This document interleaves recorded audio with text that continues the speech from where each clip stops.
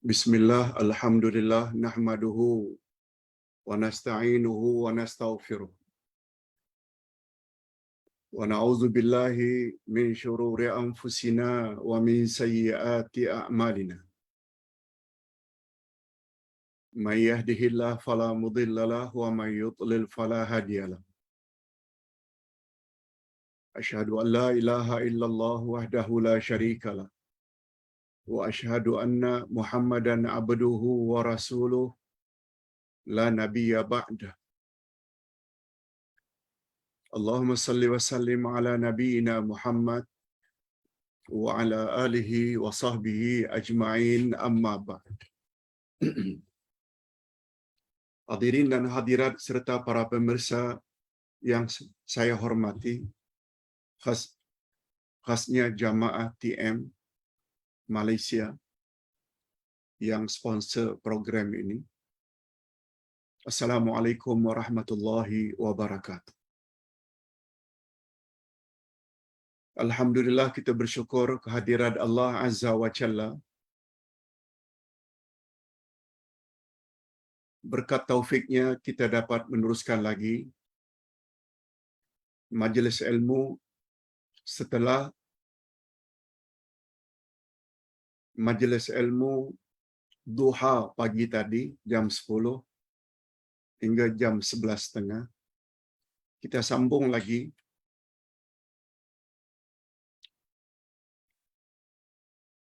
dengan kuliah Al-Asma'ul Husna, nama Allah Al-Mutakabbir, pada kuliah Zuhur.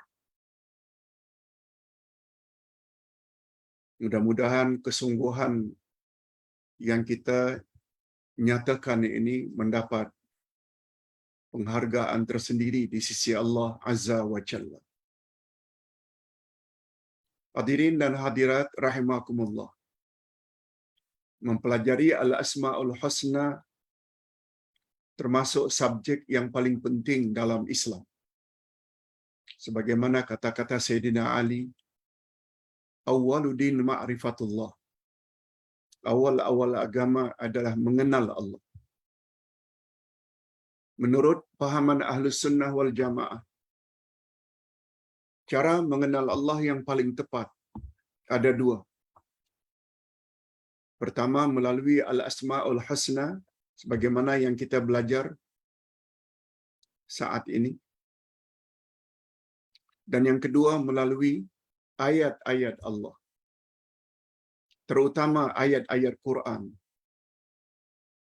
Quran adalah kalamullah. Oleh sebab itu kita perlu belajar tafsir Al-Quran, sebab Quran adalah kalamullah.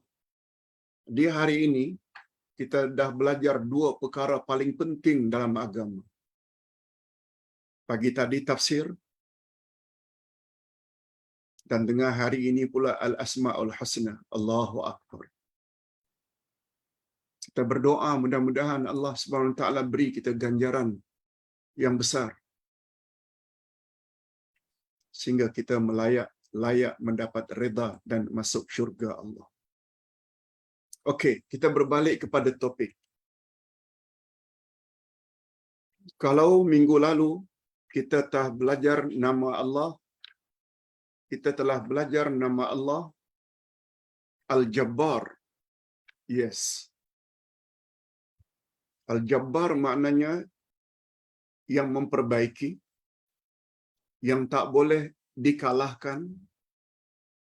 Nah, hari ini kita belajar pula sifat Allah atau nama Allah Al-Mutakabbir. Hadirin dan hadirat perlu ingat bahawa dua nama Allah ini tak boleh ada pada manusia. Al-Jabbar tak boleh, yang sifatnya jababirah. Al-Mutakabbir, yang sifatnya takabur, juga tak boleh. Sehingga ada hadis yang menyebut,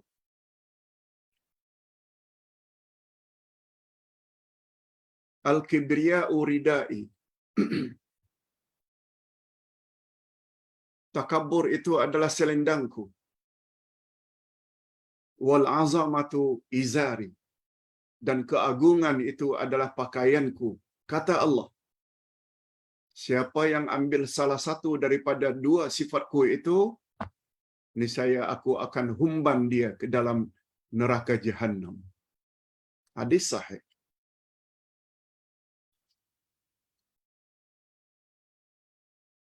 Lalu apa makna al-mutakabbir? Kalau kita sudah tahu nama Allah Al-Jabarut, Al-Jabbar, tak boleh kita miliki. Apa makna takabbur?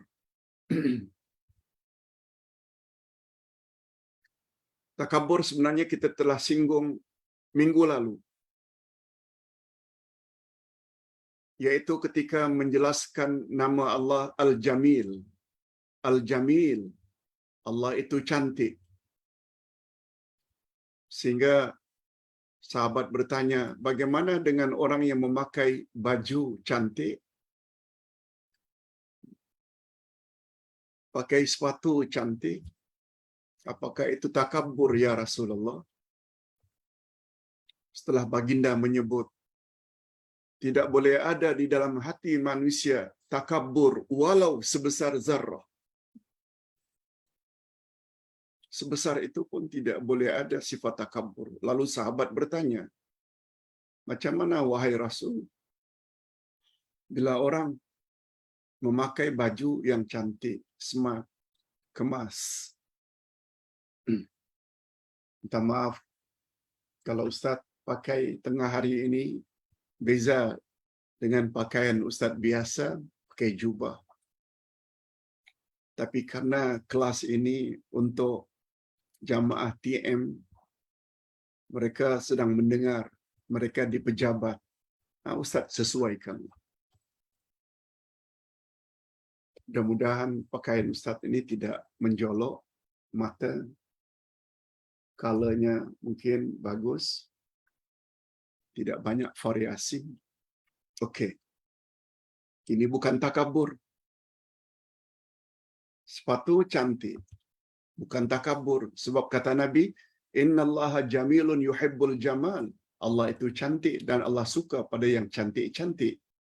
Wa innamal kibr, adapun yang aku maksudkan takabur, pertama menolak kebenaran dan yang kedua merendah-rendahkan manusia lain. Itu dia takabur. Nah sekarang kita ingin bahas Allah kata dirinya itu takabur, mutakabbir. Dengan makna yang memiliki segala keagungan.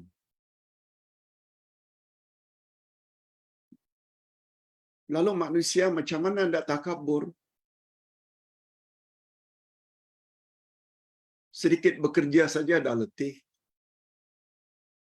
Sedikit bekerja saja dah ngantuk.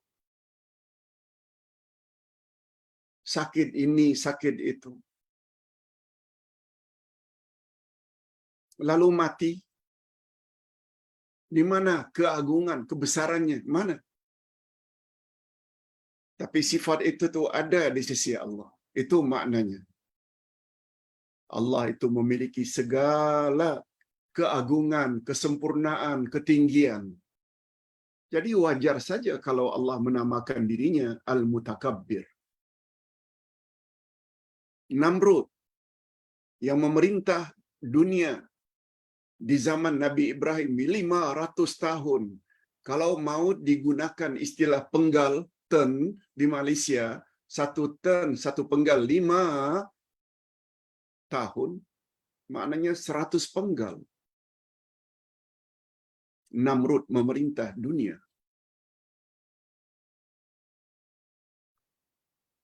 Kita kan dah sebut semalam. Ada 4 raja di dunia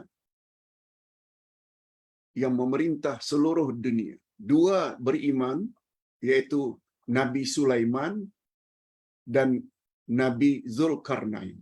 Kita dah belajar. 2 lagi kafir, yaitu Namrud dan Bakhtansar. Namrud ini memerintah 500 tahun, kata Profesor Wahbah Az-Zuhaili di dalam kitab tafsirnya, Tafsir Al-Munir. Tapi tahu tak macam mana cara mati? Hanya gara-gara seekor nyamuk masuk dalam hidung. Mati. Macam mana anda takabur? Walaupun pernah memerintah 100 penggal 500 tahun. Ini barulah 3 penggal jadi Perdana Menteri. Hatta 10 kali jadi PM, 10 kali jadi Presiden. Sangat tidak wajar bila sombong dan takabur. Tuh, tidak jelaskan.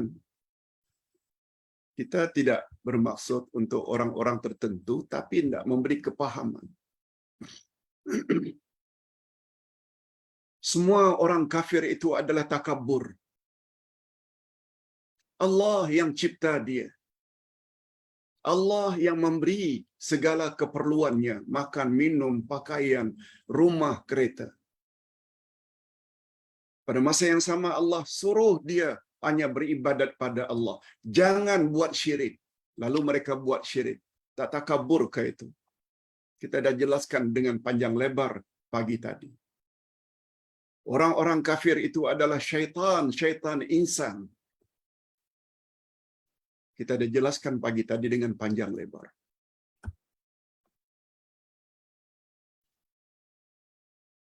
Itu sebabnya ilmu agama kita perlu ambil tahu banyak. Banyak macam mana pun kita telah miliki ilmu agama. Banyak lagi ilmu agama yang kita belum ketahui. Berbalik kepada takabur. Ada dalil tak Pak Ustaz Allah itu punya sifat takabur? Ini dia. Al-Hasyru ayat 23. Allah berfirman. Ingat ya, firman Allah tak pernah salah. Malah tak boleh diragukan lagi. Zalikal kitabu la raiba fi hudan lil muttaqin. Allah berfirman, A'udzubillahi minasyaitonir rajim. Huwallahu allazi la ilaha illa huwa illa huwal malikul quddusus salamul mu'minul muhaiminul azizul jabbarul mutakabbir. Subhanallahi amma yushrikun. Al-Aziz, Al-Jabbar, Al-Mutakabbir. Disebut. Salah satu daripada nama-nama Allah. Inilah ayat dalam Al-Quran yang paling banyak menyebut nama Allah dalam satu ayat. Al-Malik, Al-Quddus, As-Salam, Al-Mu'min, Al-Muhaimin, Al-Aziz, Al-Jabbar, Al-Mutakabbir. 8. Selain daripada surat Al-Fatihah. Itu pun terdiri dari beberapa ayat. Ada Ar-Rahman, Ar-Rahim, ada Rabb, ada Malik. Ini satu ayat, 8 nama Allah disebut. Satu di antaranya Al-Mutakabbir. Ini diperkuatkan lagi oleh hadis Nabi sallallahu alaihi wasallam.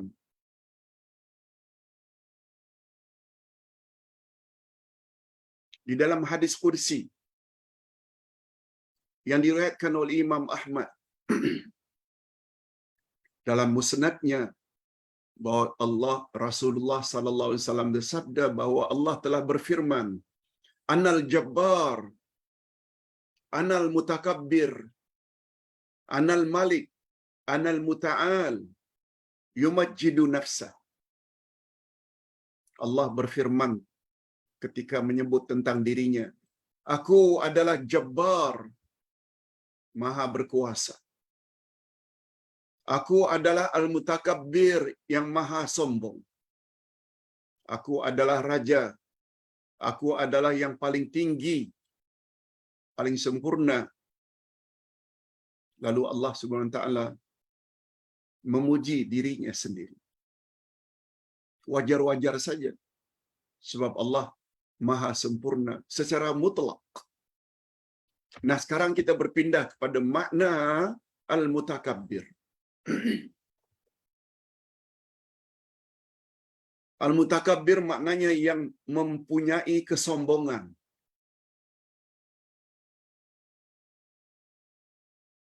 Sifat ini khas untuk Allah.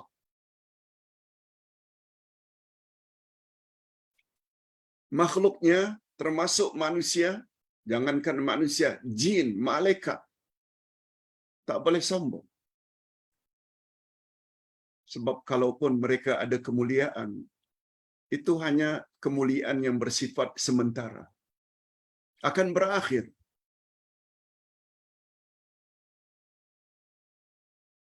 Apalagi manusia, selain ada akal, ada nafsu, yang selalu mendorongnya untuk berbuat maksiat. Sempurna macam mana? Kecuali Rasul. Mereka maksum. Mereka dapat penjagaan daripada Allah. Kalaupun juga ada qarin, syaitan pengiring, menurut Nabi, syaitan pengiring para Nabi telah memeluk Islam. Sehingga tidak menyuruh Nabi kecuali yang baik-baik sahaja. Nah, qarin kita, syaitan pengiring, kafir. Dia senantiasa mengajak kita supaya durhaka kepada Allah. Itu sebabnya, kata Nabi, kullu bani Adam khata' wa khairul khata'in at-tawwabun. Tiap anak cucu Adam pernah buat salah. Dan sebaik-baik orang yang bersalah adalah orang yang bertobat.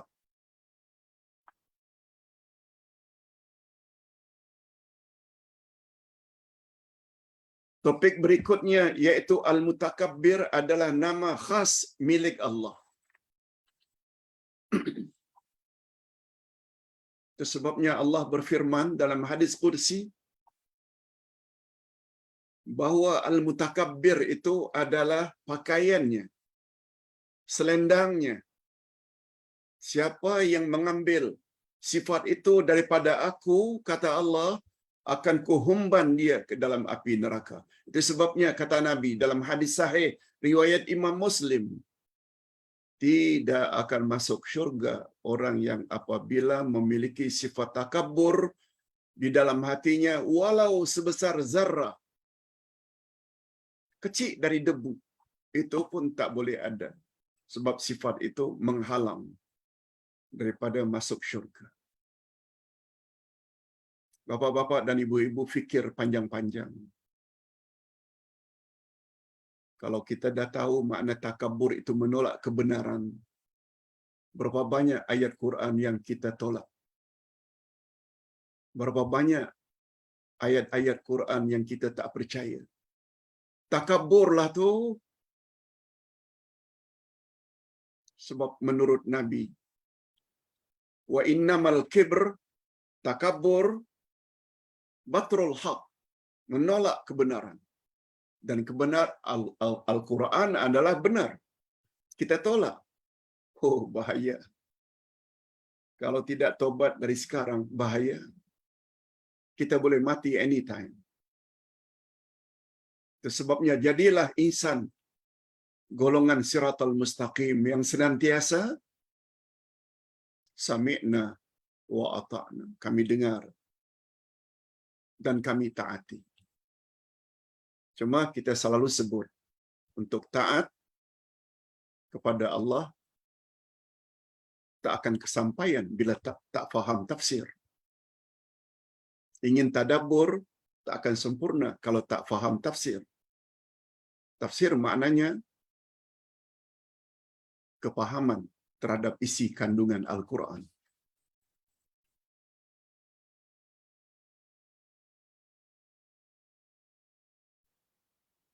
Itu sebabnya kata ulama akidah, yang memiliki ilmu bahasa Arab. Allah dinamakan Al-Mutakabbir.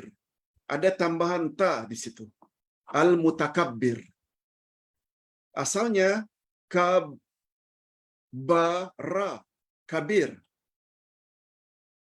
Tapi dengan adanya tambahan Al-Mutakabbir, takabbara, yatakabbaru, mutakabbirun.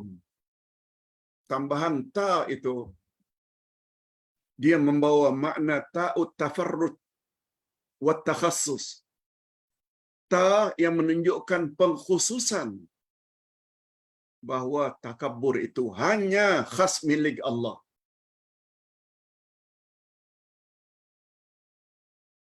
Tafarrud special untuk Allah. Itu sebabnya hadis di bawah menyebut, "Faman naza'ani wahidan minhuma qadzabtuhu finnar." Setelah menyebut takabbur itu adalah selendangku, keagungan itu adalah pakaianku. Siapa yang mengambil daripadaku salah satu daripada dua sifat khas untukku itu, aku akan lempar dia dalam api neraka. Na'udzubillahi min dzalik. Jalan selamat, katakan saja setiap dapat penjelasan ayat sami'na wa ata'na. Okey. Ada berapa Pak Ustaz maksud yang terkandung di dalam nama Allah Al-Mutakabbir? Allahu Akbar. Ustaz lihat di sini ada 12. Ada 12 yang terkandung di dalam nama Allah Al-Mutakabbir. Kalau kita tidak baca ini memang panjang. Tapi Ustaz dah baca pagi tadi. Sehingga Ustaz boleh jelaskan dengan cara ringkas. Pertama sekali, dalam nama Allah Al-Mutakabbir tidak menunjukkan betapa agungnya Allah. Betapa agung zat Allah. Satu. Yang kedua, betapa agungnya sifat Allah. Sifat Allah boleh sama dengan sifat makhluk, tapi hanya dalam lafaz. Allah hidup, Ustaz juga hidup. Tapi hidup Ustaz terbatas. Hidup Ustaz sekarang ini bermula dari tiada. Dan hidup Ustaz sekarang ini akan berakhir dengan binasa atau kematian. Bezakan dengan hidup di sisi Allah. Tak bermula dan tak berakhir. Itu maknanya besarnya, agungnya Allah dari sudut sifat.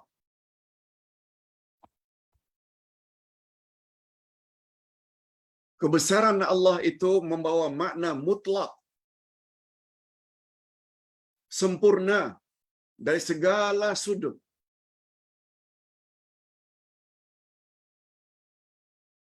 Panjang kalau kita nak bahas, tapi mengingat masa yang tidak mengizinkan, kita terus kepada kandungan keempat dari sifat Allah takabbur. Allah tidak pernah zalim. Dengan kata lain, Allah Maha Adil. Buktinya, kalau kita buat satu kebaikan, Allah beri balasan 10 hingga 700. Malah ada sifat tertentu Allah balas tanpa batas. Bighairi hisab, iaitu sabar. Tetapi manusia bila buat dosa, satu maksiat, satu dosa, tidak dilipat gandakan oleh Allah. Dari sudut lain, manusia tanggung dosa masing-masing. Dia tidak akan tanggung dosa yang dibuat oleh orang lain. Tapi bila kita buat kebaikan, kita layak mendapat kebaikan yang dibuat oleh orang lain. Andai kata orang tersebut membuatnya atas nasihat kita. Zikirlah ini. Kalau berzikir, kalau berwirid, ikut wirid Rasulullah. Itu yang mendorong Ustaz untuk buat buku wirid Rasulullah pagi petang. Itu yang mendorong Ustaz buat buku Munajat Ahlus Sunnah wal Jamaah. Itu sebab mendorong Ustaz buat buku koleksi doa dan zikir. Dan sedang dicetak, tak lama lagi akan siap insya-Allah 50 himpunan doa Rasulullah sallallahu alaihi wasallam. Ini buku terbaru. Semuanya ada dalil sahih dari Rasulullah. 50 doa ini termasuk 50 doa yang selalu dibaca oleh Rasul sallallahu alaihi wasallam. Dan berdoa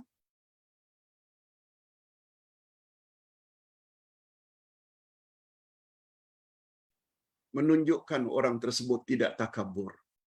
Berdoa maknanya memohon pertolongan Allah. Kan maknanya dia tidak sombong. Itu sebabnya Allah sangat murka kepada orang yang tidak berdoa. Nanti akan sampai. Yang kelima, Allah Subhanahu wa taala sombong hanya kepada orang yang sombong. Allah tidak sombong kepada orang yang tawadhu. Itu sebabnya mengapa Allah Subhanahu wa taala sangat dekat dengan orang yang sujud. Sabda Nabi, tempat yang paling hampir antara kamu dengan Allah ketika kamu sujud. Mengapa sujud? Sebab ketika itu kita sedang merendah diri. Oleh sebab itu, panjangkan sujudmu dan perbanyakkan doa di dalamnya. Allahu Akbar. Itu menunjukkan kita bila sampai sanggup meletakkan dahi ini yang mulia setaraf dengan kaki ketika sujud. Itu bermakna kita tidak takabur. Itu sebabnya kata Nabi dalam hadis lain, apabila manusia sujud, ketika itu syaitan akan menangis tersedu-sedan sambil berkata, "Oh, anak cucu Adam, mereka disuruh sujud. Mereka sujud dan untuk mereka syurga. Aku pernah disuruh oleh Allah sujud, tapi aku enggan, tempatku neraka." Kata Nabi, selama orang tersebut sujud, selama itulah syaitan menangis. Oleh sebab itu, usahakan supaya jangan sekali-kali syaitan lihat kita dalam keadaan senyum, ketawa, terbahak-bahak. Itu bermakna kita sedang buat durhaka terhadap Allah. Apalagi tidak mau salat. Memang itu yang syaitan mau. Sebab makna syaitan jauh daripada kehendak Allah. Jauh dari kebenaran. Yang keenam, Allah dikatakan takabur, mempunyai kemuliaan dari segala aspek. Yang keenam membawa makna Allah bersih dari segala kekurangan. Bersih. Itu sebabnya mengapa zikir subhanallah itu sangat tinggi. Nabi bersabda, dua ungkapan sangat disukai oleh Allah. Dua ungkapan sangat ringan disebut lidah, tapi sangat berat dalam timbangan amal baik di padang mahsyar. Dan dua ungkapan itu sangat disukai oleh Allah yang Maha Pengasih. Subhanallah wa bihamdihi, subhanallahil azim.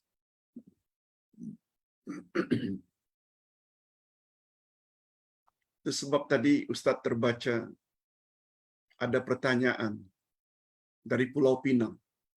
Pak Ustaz, ada seorang ustaz mengatakan kita tidak boleh buat dua kerja dalam satu masa.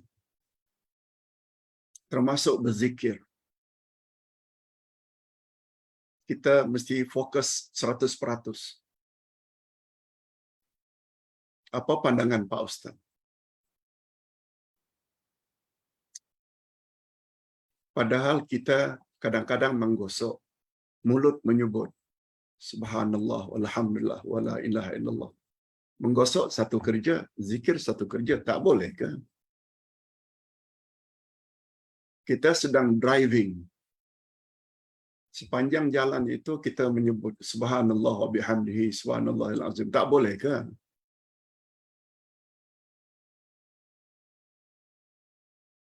Ikuti kuliah esok. Kuliah duha, Ustaz akan jawab dengan panjang lebar.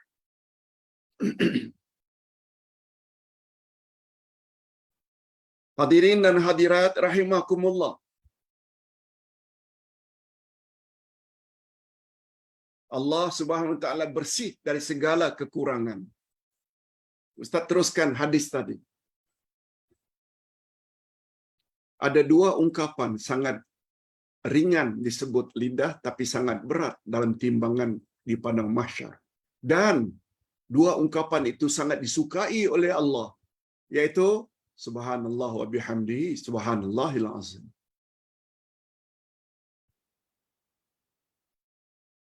Tinggi nilainya tasbih tersebut. Karena tasbih mengandung makna Allah Maha bersih dari segala kekurangan. Itu makna tasbih.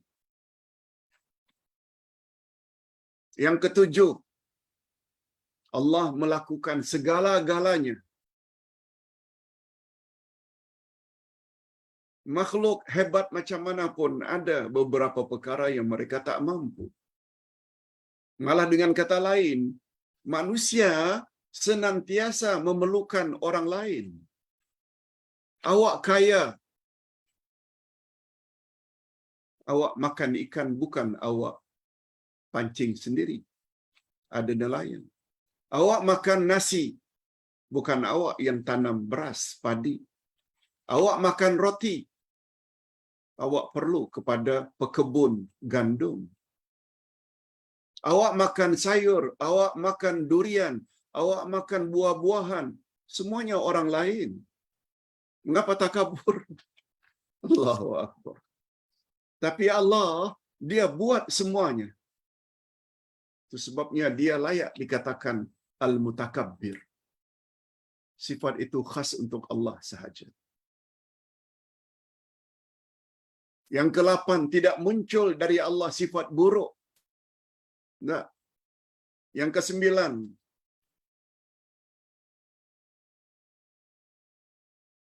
Allah Subhanahu wa taala Maha tinggi.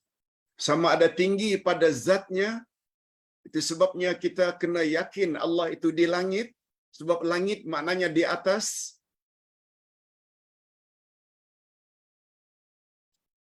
Begitu juga ketinggian dari sudut sifatnya, kedudukannya. Tidak ada yang boleh mengatasi kedudukan Allah.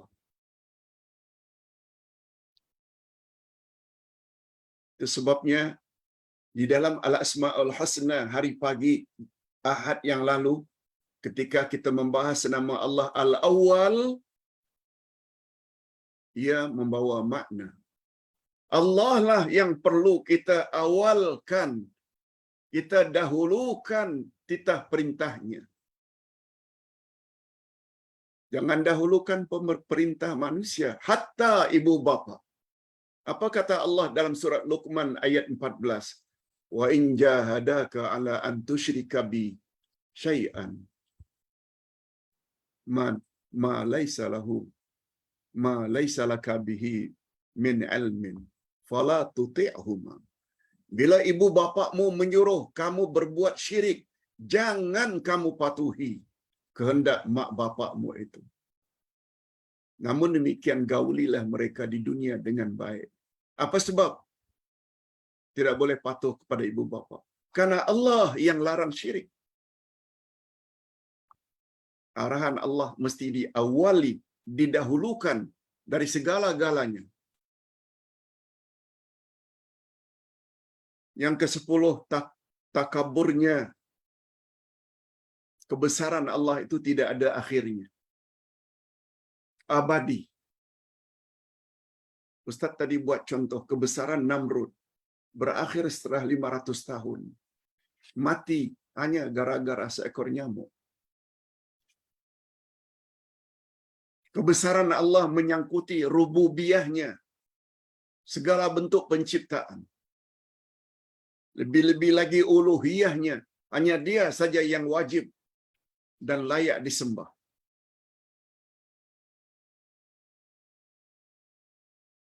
Dan kebesarannya, segala yang datang daripadanya adalah benar belaka. Itu sebabnya, mana-mana penceramah menyampaikan ajaran agama tidak disertai, tidak diiringi dengan membawa ayat-ayat Quran atau hadis-hadis Nabi yang sahih. Lebih baik jangan dengarlah, buang masa saja. Itu sebabnya bapa-bapa dan ibu-ibu apabila mendengar ceramah dari ustaz dan ustaz-ustaz sunnah kita, setiap masalah ada ayatnya, ada dalilnya, ada hujahnya.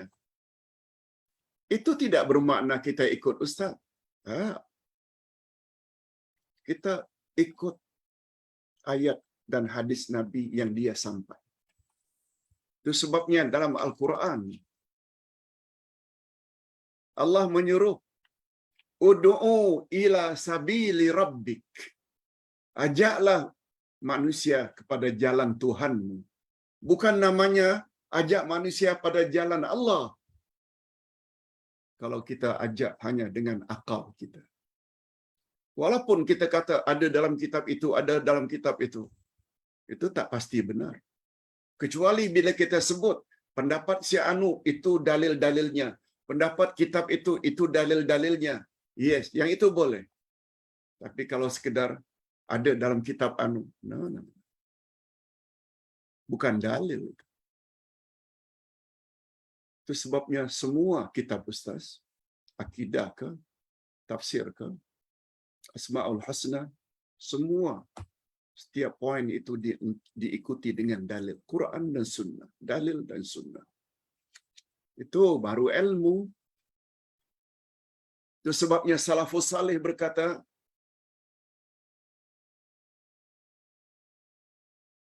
apa kata salafus salih? Ilmu itu ma qala Allah wa ma qala Rasul.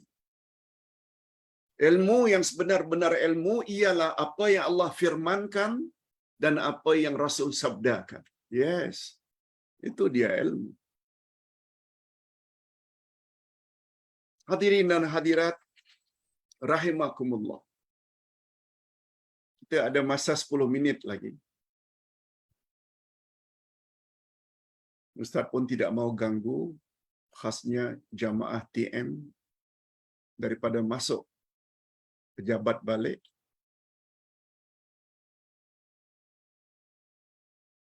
Apa dia kesannya bila manusia coba ingin memiliki sifat takabur, sombong? Apa kesannya? Maksudnya apa puncanya? Apa pendorong manusia ini mempunyai sifat takabur? Dua saja. Jahil dan dusta. Jahil dan dusta. Antara lain jahilnya jahil nama Allah Al-Mutakabbir, bahwa itu khas untuk Allah sahaja. Jahil terhadap hadis Nabi. Takabur itu adalah selendangku. Keagungan itu adalah pakaianku. Siapa yang ambil satu daripada dua sifat itu, aku humban dalam api neraka. Betul tak? Itu bermakna orang yang sombong. Sebenarnya orang yang jahil. Walaupun ada PhD, walaupun ada profesor di depannya, walaupun ada master, beginilah bahayanya bila hanya fokus ilmu-ilmu dunia sahaja, tak mau belajar ilmu agama.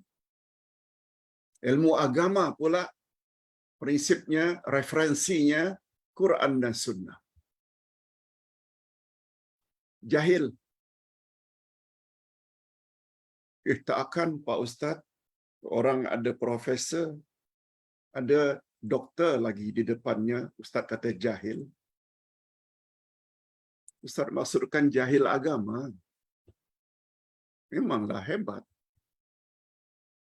Pakar dalam matematik, pakar dalam English, pakar dalam antropologi, pakar dalam macam-macam bidang ilmu, pakar dalam komputer, pakar dalam IT. Mereka tetap jahil. Apa mereka sombong? Jahil apa Ustaz? Jahil tentang al-mutakabbir, hanya sifat Allah. Yang kedua, dusta. Dia tahu. Andai kata dia tahu, tak jahil. Tapi tak mau ikut. Kan itu maknanya dusta. Jahil dan dusta inilah, atau sombong ini, degil ini, dua punca utama manusia terkeluar dari siratal mustaqim. Ustaz buktikan. Dalam surat Al-Fatihah kita minta ada 3 golongan. Kita minta yang satu. Tunjuki kami jalan yang lurus, siratal mustaqim. Kemudian 2 golongan lagi kita minta dijauhi, ghairil maghdubi alaihim waladdallin. Bukan jalan orang yang engkau murkai. Bukan pula jalan orang yang sesat. Nabi yang sebut takabur itu Yahudi. Sesat itu Nasrani Kristian. Mengapa yang takabur, yang degil itu Yahudi? Mereka banyak ilmu, tapi mereka tidak mau. Mereka tahu Nabi Muhammad itu Rasul terakhir. Mereka tolak. Itu namanya takabur. Mengapa Nasrani itu sesat? Karena mereka banyak beramal baik tapi tanpa ilmu. Akhirnya sesat. Itu sebabnya pepatah Melayu menyebut, malu bertanya, sesat di jalan. Itu sebabnya dalam 2-3 hari ini, pertanyaan kelas duha sampai 10, 11, 12 pertanyaan. Jangan segan-segan bertanya. Kalau segan bertanya dalam perkara yang kita tidak tahu, besar kemungkinan kita akan sesat. Macam Nasrani sesat. Cuma komen ulama tafsir, Allah murka pada Yahudi bukan karena Yahudinya, tapi karena sifatnya. Allah katakan, atau Rasul katakan Nasrani itu sesat, bukan karena Nasraninya, tapi karena sifat. Kesimpulannya, siapa-siapa yang memiliki sifat tersebut, sama ada degil, takabur, atau jahil, mereka juga layak mendapat murka Allah dan layak digolongkan sebagai orang yang sesat walaupun dia seorang muslimat, karena mendustakan, tak mau laksanakan. Itu sifatnya. Itu sebabnya sifat siratal mustaqim, sami'na wa ata'na. Kami dengar maknanya kami himpun ilmu, wa ata'na, kami laksanakan ilmu dalam kehidupan sehari-hari. Yes, itu dia. Orang yang dapat siratal mustaqim, dia tidak akan takabur. Jangankan kepada Allah, pada Nabi, kepada sama Muslim pun dia tidak akan takabur. Hadirin dan hadirat rahimakumullah. Ingat selalu, pendorong seseorang menjadi takabur, pertama jahil, yang kedua dusta. Supaya terhindar daripada jahil, rajin-rajinlah ikut majelis ilmu. Seperti ini. Yang kedua, bila dah tahu, amalkan semampu yang boleh. Jangan tidak diamalkan. Sebab itu maknanya Anda degil. macam Yahudi dikira.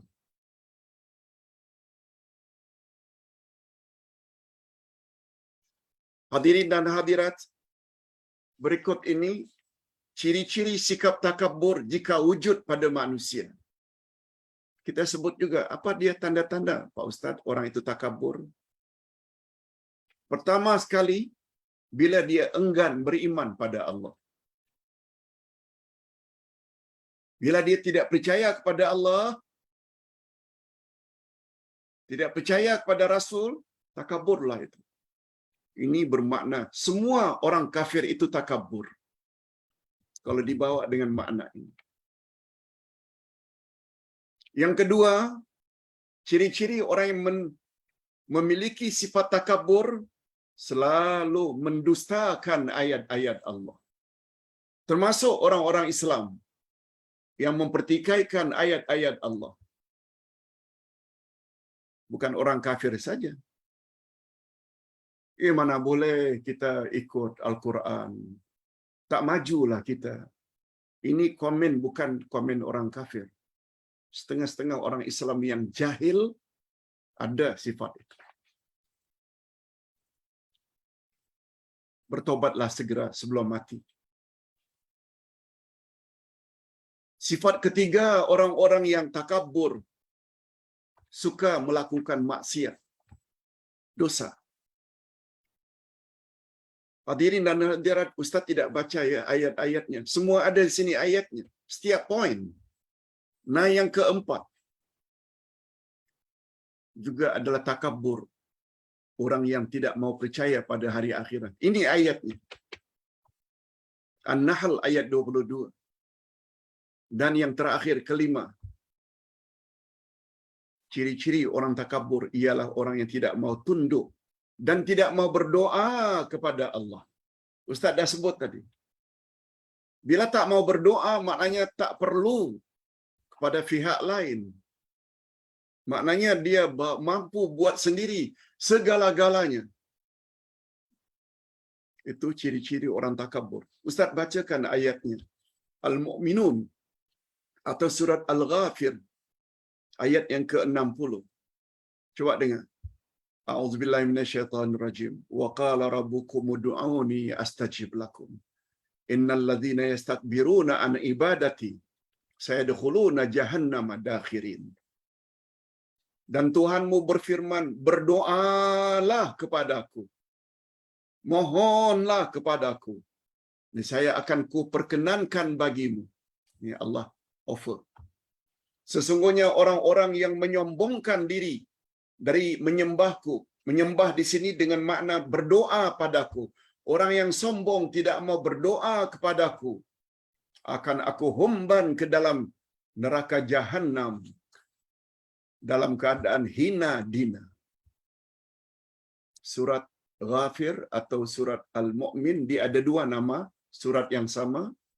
Surat 40 ayat yang ke-60. Nah, sedikit, walaupun masa dah habis, kesan beriman kepada nama Allah Al-Mutakabbir. Pak Ustaz, apa ya tanda-tanda pula kami ini beriman pada nama Allah Al-Mutakabbir? Pertama sekali, dia akan berusaha menghilangkan sifat takabur dari dirinya. Terhadap kebenaran dia tak akan tolak, terhadap orang lain dia tak suka menghina. Itu satu. Yang kedua, dia dalam apa saja amalan selalu ikhlas. Salat ke, puasa ke, infak ke, wakaf ke, tolong orang lain ke, ikhlas. Tidak memerlukan balasan di dunia. Yang dia harap akhirat saja. Ini yang Ustaz coba buat semampu yang boleh. Tetapi Alhamdulillah, karena Nabi dah janji, bila kamu tolong orang, Allah akan tolong kamu. Melalui tangan mana? Tak semestinya orang yang kita tolong berterima kasih. Wallahu fi aunil abdi ma kana al-abdu fi auni akhi. Allah pasti akan tolong seseorang yang suka tolong orang lain. Termasuklah tolong menjawab soalan-soalan yang dimuskilkan oleh jamaah. Jawab. Itu maknanya kita tolong juga. Barangkali pertolongan itu lebih besar dari hanya pertolongan duit. Nah, yang ketiga, terakhir. Orang yang betul-betul memahami nama Allah Al-Mutakabbir, dia akan senantiasa membersihkan dirinya daripada rububiyah Allah. Perbuatan-perbuatan Allah itu dia tidak akan cabar. Dia tunduk patuh. Dengan kata lain, dia akan senantiasa tawaduk. Sebab dia tahu tempat orang yang takabur itu adalah dalam neraka Jahannam. Ini firman Allah ayat juga 60 surat Az-Zumar. Alaysa fi jahannam mathwal lil mutakabbirin. Bukankah neraka Jahannam itu tempat bagi orang-orang yang takabur? Na'udzubillah min dzalik. Terakhir, ini penting. Betulkah Ustaz ada hadis yang mengatakan at-takabbur 'alal mutakabbir? Kita boleh takabur kepada orang yang takabur. Kita boleh bersikap sombong terhadap orang yang sombong. Kita selalu dengar ini. Kata ulama hadis menilai itu hadis palsu. Takabur tak boleh. Malah dalam Quran sungguh banyak yang menyebut terhadap kejahatan orang terhadapmu, hendaklah kamu buat balas dengan kebaikan. Sekian dulu, mudah-mudahan ada manfaatnya. Kita akhiri dengan doa ringkas. Alhamdulillahirabbil alamin wassalatu wassalamu ala asyrafil anbiya'i wal mursalin wa ala alihi wa sahbihi ajmain. Rabbana ighfir lana dzunubana wa liwalidina warhamhum kama rabbawna shighara. Rabbana hab lana min azwajina wa dzurriyyatina qurrata a'yun waj'alna lil muttaqina imama. Ya Allah, pada hari ini kami tahu bahwa sifat takabur itu hanya milik-Mu. Kami tidak boleh memiliki sifat takabur walau sebesar zarrah. Sebab menurut Nabi-Mu dalam hadis sahih riwayat Imam Muslim, takabur dalam hati, walaupun sebesar zarrah, itu akan jadi penghalang seseorang memasuki syurga. Oleh sebab itu, berilah kami sifat tawaduk, ya Allah. Rendah diri. Penyebab utama seseorang itu takabur karena jahil dan dusta. Oleh sebab itu, tambahlah senantiasa ilmu kami, ya Allah. Dan seberapa banyak ilmu yang kami miliki, kami coba untuk mengamalkannya sesuai dengan kemampuan. Wassallallahu ala nabiyyina Muhammad wa ala alihi wa sahbihi ajma'in. Subhana rabbika rabbil izzati amma yasifun. Wa salamun alal mursalin. Walhamdulillahi rabbil alamin. Subhanakallahumma wa bihamdik. Asyhadu an la ilaha illa anta astaghfiruka wa atubu ilaik. Assalamualaikum warahmatullahi wabarakatuh.